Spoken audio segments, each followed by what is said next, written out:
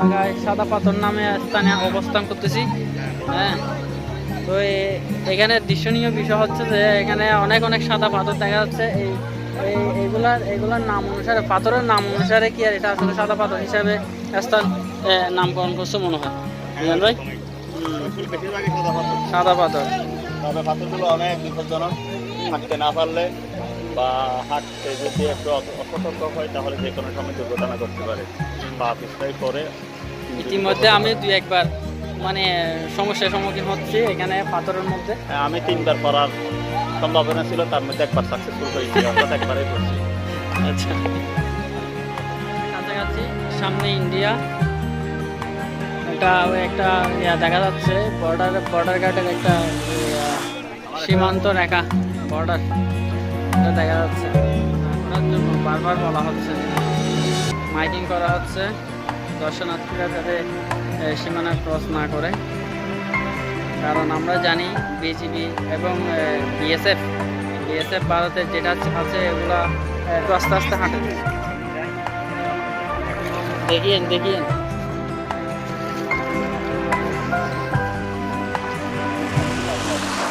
হ্যাঁ, এটা ঠিক আছে।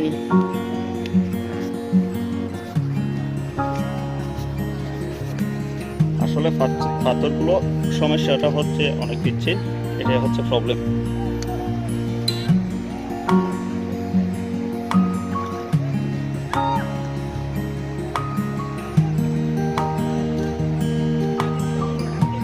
আমরা আস্তে আস্তে হাঁটি। হ্যাঁ,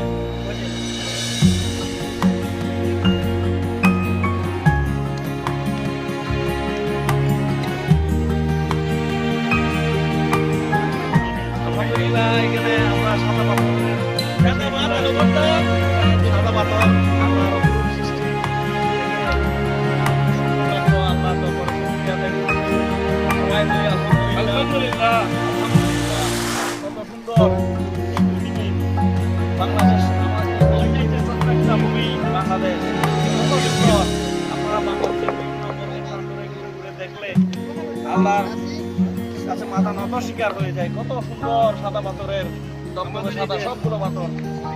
আসলে আল্লাহর সৃষ্টিতে এত সুন্দর, এই পৃথিবীটাকে যদি আমরা ঘুরে ঘুরে না দেখি, আল্লাহ যে কত সুন্দর, আল্লাহর সৃষ্টি যদি এত সুন্দর হয়ে থাকে তাহলে আল্লাহ কত সুন্দর। আপনি যেদিকে চোখ দিবেন, যেদিকে চোখ যায় সবুজ আর সাদা পাথর। চলো পানির জন্য সারাক্ষণ শুধু এখানে দাঁড়ায় থাকতে ইচ্ছে করে। সবাই দেখলে আল্লাহর অস্তিত্বকে কোনো মানুষ কখনো অস্বীকার করতে পারবে না। সবাইকে আল্লাহ বুঝার তৌফিক দান করুন, আমিন।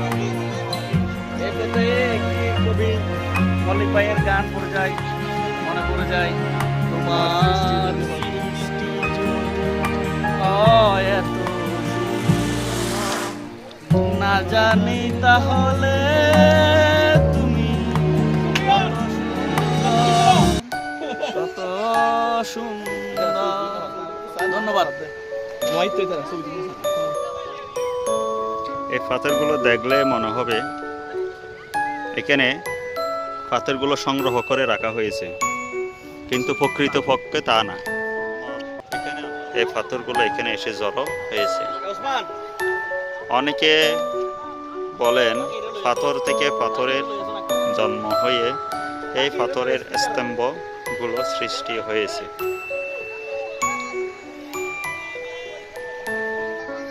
প্রতিটি পাথরের সাইজ দেখলে মনে হয় সবগুলো পাথর